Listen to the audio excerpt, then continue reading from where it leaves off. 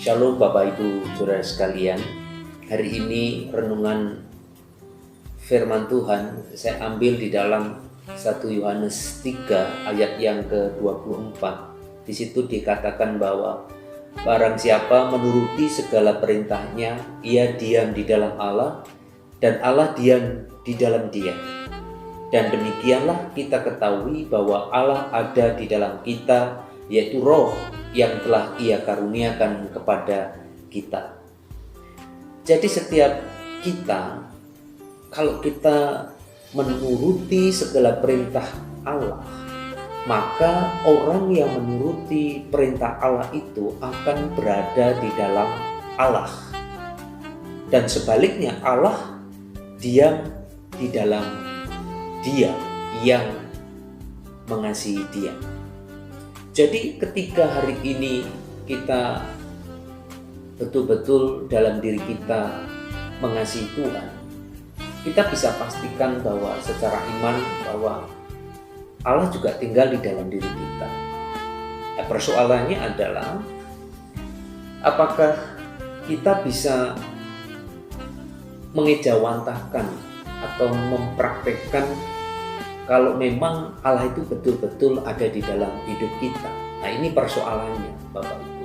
Jangan mengklaim secara pribadi, mengklaim secara sepihak bahwa seolah-olah Allah di pihak kita atau Allah tinggal di dalam diri kita. Makanya itu bagaimana supaya orang juga melihat bahwa Allah di dalam diri kita lewat apa? Jelas bahwa harus lewat kehidupan, harus lewat perilaku hidup. Yang ini kadangkala disepelekan oleh orang-orang yang mempercayai Tuhan. Padahal praktek hidup itu juga menjadi indikator bahwa orang tersebut itu mengasihi Tuhan. Lewat hidupnya lah kita tahu bahwa orang itu mengasihi Tuhan atau tidak.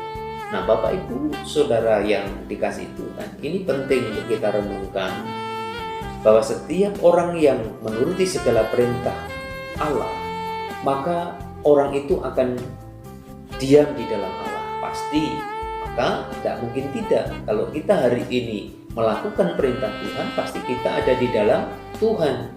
Nggak mungkin kalau kita tidak di dalam Tuhan, kita mau bisa atau melakukan atau bisa melakukan perintah Tuhan. Tidak mungkin. Maka kita harus ada di dalam Tuhan. Maka nanti sebaliknya, ketika kita ada di dalam Tuhan, maka Tuhan juga ada di dalam kita. Maka renungan hari ini ingin mengajak kita untuk memahami bahwa hidup saudara dan saya itu perlu ada tinggal di dalam Tuhan. Harus. Dan itu harus kita rajut day by day, setiap saat, setiap waktu. Dan kita akan berkata bahwa I'm nothing. Karena dalam titik tertentu ternyata kita tidak ada apa-apanya. Kita jangan merasa punya apa-apa, jangan merasa kita punya kemampuan. Jangan, tapi kita harus merasa, harus memiliki krisis diri. Artinya ketika kita memiliki krisis diri, maka kita akan terus mengejar Tuhan.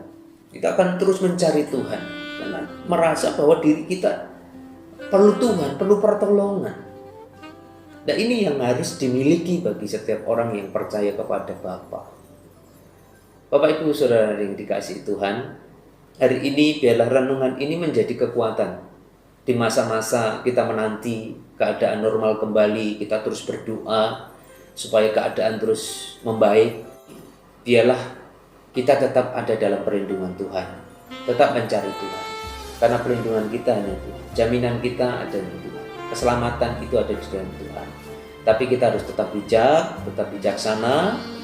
Dan saya himbau untuk terus berdoa, terus ada ibadah keluarga, mendoakan bangsa, pemimpin-pemimpin bangsa, dan juga negara-negara di luar sana yang mengalami krisis seperti ini, supaya virus corona ini bisa terselesaikan dan dilalukan oleh Tuhan. Harapan saya kiranya Tuhan Yesus memberkati Bapak Ibu Saudara sekalian. Amin.